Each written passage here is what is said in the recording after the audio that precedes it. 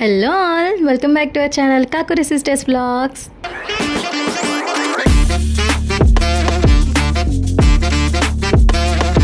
ఈరోజు మన ఛానల్లో ఇంకొక healthy and tasty lunch box recipe చూపిపోతున్నాను.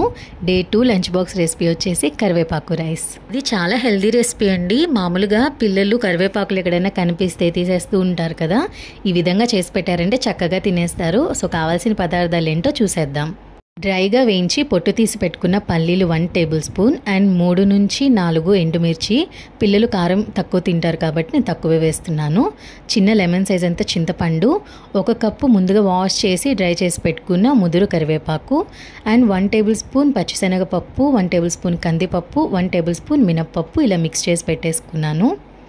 ముందుగా ప్యాన్ పెట్టుకొని 2 టేబుల్ స్పూన్స్ ఆఫ్ ఆయిల్ వేసుకొని ఆయిల్ బాగా హీట్ అవ్వనివ్వండి. ఆయిల్ బాగా హీట్ ఎక్కిన తర్వాత మనం తీసుకున్న కందిపప్పు, పచ్చిశనగపప్పు, మినప్పప్పు ఉన్నాయి కదా, అవి వేసుకొని దోరగా వేయించుకోండి. ఈ పప్పులన్నిటినీ కూడా ఇలా గోల్డెన్ బ్రౌన్ కలర్ వచ్చేంత వరకు ఫ్రై చేసుకోవాలి. ఇవి మాడకూడదు, జస్ట్ కలర్ చేంజ్ అవ్వాలి. సో అలా వేగిన పప్పుల్లో ఎండుమిర్చి కూడా వేసి బాగా కలుపుకోండి. ఎండుమిర్చిని కూడా ఒక 1 మినిట్ పాటు వేపుకున్నాక చిన్న లెమన్ సైజ్ అంత చింతపండును కూడా వేసుకొని ఒకసారి కలుపుకోండి. సో అవి కూడా బాగా వేగిన తర్వాత 1/2 టీ స్పూన్ ఆవాలు, 1/2 టీ స్పూన్ జీలకర్ర అండ్ కొన్ని ధనియాలు కూడా వేసి వేపుకోండి. మీకు డౌట్ రావచ్చు, పప్పులతో పాటు ఈ జీలకర్ర ఆవాలు కూడా వేయొచ్చు కదా అని. అప్పుడే వేసేసాను అంటే ఇవన్నీ ఫ్రై అయ్యేలోపు ఈ జీలకర్ర ఆవాలు కూడా బాగా మాడిపోతాయి. సో మనకి చేదు టేస్ట్ వచ్చేస్తుంది, అందుకే ఫస్ట్ వేయలేదు నేను. మనం ఆవాలు జీలకర్ర వేసాం కదా, అవి కొంచెం చిటపట అన్నప్పుడు 1 కప్పు కరివేపాకు కూడా వేసుకొని బాగా కలుపుకోండి. ఈ కరివేపాకులో తడెక్కడ ఉండకూడదండి, ముందుగానే వాష్ చేసేసి డ్రై చేసి పెట్టేసుకోండి. ఈ కరివేపాకుని లో ఫ్లేమ్లో పెట్టుకొని బాగా క్రిస్పీగా అయ్యేంత వరకు ఫ్రై చేసుకోవాలి. ఇవి బాగా ఫ్రై అయ్యేసరికి ఒక 2 to 3 మినిట్స్ వరకు పడుతుంది. బట్ హై ఫ్లేమ్ పెట్టకుండా లో ఫ్లేమ్లోనే బాగా క్రిస్పీగా అయ్యేంత వరకు ఫ్రై చేసుకోండి. చూడండి, ఇలా మనం ఫ్రై చేసుకుంటూ ఉంటే ఒక 2 మినిట్స్కి ఇలా బాగా డ్రైగా అయిపోతాయి. సో ఇప్పుడు బాగా వేగిపోయినాయి కదా, స్టవ్ ఆఫ్ చేసేసుకొని బాగా చల్లార్చుకున్న తర్వాత మిక్సీ జార్లోకి తీసేసుకోండి. ఇప్పుడు దాంట్లోనే ఒక చిటికెడు ఇంగువ కూడా యాడ్ చేసుకోండి. సో దీంట్లో ఇంగువ యాడ్ చేసుకోవడం వల్ల మనకి కరివేపాకు రైస్ అనేది టేస్ట్ బాగా ఎన్హాన్స్ అవుతుంది. ఇది ఎక్కడ బరక అనేది ఉండకూడదండి, బాగా మెత్తగా మిక్సీ పట్టేసుకోవాలి. అండ్ దీంట్లో మనం సాల్ట్ ఏం యాడ్ చేసుకోకూడదు, అలాగే మిక్సీ పట్టేసుకోవాలి. చూస్తున్నారు కదా, ఇలా ఎక్కడ బరక అనేది లేకుండా బాగా మెత్తగా గ్రైండ్ చేసుకోవాలి పౌడర్ని. మళ్ళీ స్టవ్ ఆన్ చేసుకొని ప్యాన్ పెట్టుకొని 1 టేబుల్ స్పూన్ ఆయిల్ వేసుకోండి. ఆయిల్ కొంచెం హీట్ ఎక్కిన తర్వాత 1/2 టీ స్పూన్ జీలకర్ర కూడా వేసుకొని చిటపటమనివ్వండి. ఇప్పుడు దాంట్లోనే మనం ముందుగా పొట్టు తీసి పెట్టుకున్న పల్లీలు ఉన్నాయి కదా, అవి కూడా వేసి జస్ట్ ఒక 1 మినిట్ పాటు అట్లా వేపుకోండి. మనం ఈ పల్లీలని అసలు కరివేపాకు రైస్లో ఎందుకు వేసుకుంటామంటే మధ్యలో మనం తింటున్నప్పుడు ఆ పల్లీలు తగులుతూ ఉంటే టేస్ట్ చాలా బాగుంటుంది.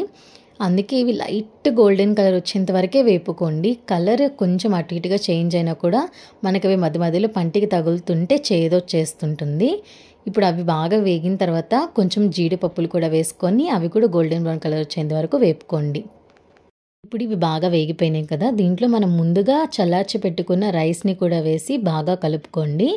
నిన్న కూడా చెప్పాను కదా, రైస్ని వేడిగా ఉన్నప్పుడు వేసేస్తే బాగా చిదురైపోతుంది. అందుకు మనం రైస్ వండిన వెంటనే ప్లేట్లోకి తీసేసుకొని బాగా చల్లార్చుకోవాలి. ఇప్పుడు రైస్ అంతా కూడా బాగా కలుపుకున్న తర్వాత మనం ముందుగా గ్రైండ్ చేసి పెట్టుకున్న కరివేపాకు పొడి కూడా వేసి బాగా కలుపుకోండి. నేను తీసుకున్న ఈ రైస్కి నాకు 5 టేబుల్ స్పూన్స్ కరివేపాకు పొడి పట్టిందండి. మీకు ఎంత కావాలో అంత చూసి మీరు వేసుకోండి. మనం కరివేపాకు పొడిలో సాల్ట్ వేయలేదు కాబట్టి మనకి రైస్కి తగ్గ సాల్ట్ కూడా వేసుకొని బాగా కలుపుకోండి. సో ఇదంతా బాగా మిక్స్ చేసుకున్న తర్వాత మళ్ళీ మీరు ఒకసారి సాల్ట్ చెక్ చేసుకోండి, సరిపోకపోతే యాడ్ చేసుకోండి. సో ఇదంతా మనం సిమ్లో పెట్టే కలుపుకుంటాం కాబట్టి మనకి సాల్ట్ సరిపోకపోయినప్పుడు వేసుకున్న ఆ వేడికి బాగా కలిసిపోతుంది.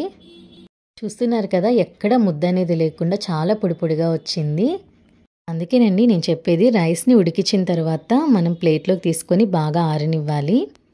అంతేనండి, చూస్తున్నారు కదా, మనకు ఒక 15 నిమిషాల్లో టేస్టీ అండ్ హెల్దీ కరివేపాకు రైస్ రెడీ అయిపోతుంది. సో ఈ కరివేపాకు రైస్ చేసేసిన తర్వాత మిగిలిన కరివేపాకు పొడిని ఏం చేయాలనేది మీకు ఖచ్చితంగా డౌట్ వస్తుంది. ఏం లేదండి, దాంట్లో కొంచెం సాల్ట్ యాడ్ చేసేసుకొని ఒక్కసారి మిక్సీ పట్టేసుకున్నామంటే బాగా కలిసిపోతుంది. ఇడ్లీలోకి దోశల్లోకి చాలా టేస్టీగా ఉంటుంది. సో ఈ కరివేపాకు రైస్ టేస్టీయే కాదండి, చాలా హెల్తీ కూడా. కరివేపాకులో చాలా హెల్త్ బెనిఫిట్స్ ఉన్నాయి. సో పిల్లలకి ఇలా పెట్టేస్తే వాళ్ళకి కరివేపాకులు తీసే ఛాన్స్ కూడా ఉండదు కాబట్టి టేస్టీగా కూడా ఉంటుంది కాబట్టి తినేస్తుంటారు. మనకి కరివేపాకులో ఐరన్, కాల్షియం, ఫాస్ఫరస్ ఉంటాయి and vitamin A, B, C, E ఉంటాయి. సో ఇది మన హెయిర్ గ్రోత్కి కూడా చాలా మంచిది అండ్ హెయిర్ గ్రే కూడా తొందరగా అవ్వకుండా హెల్ప్ చేస్తుంది. అంతేనండి, చాలా క్విక్గా అయిపోతుంది. మీరు కూడా ట్రై చేసి ఎలా ఉందో కమెంట్ చేయండి. వీడియో నచ్చితే like, share, subscribe. See you next video. Bye.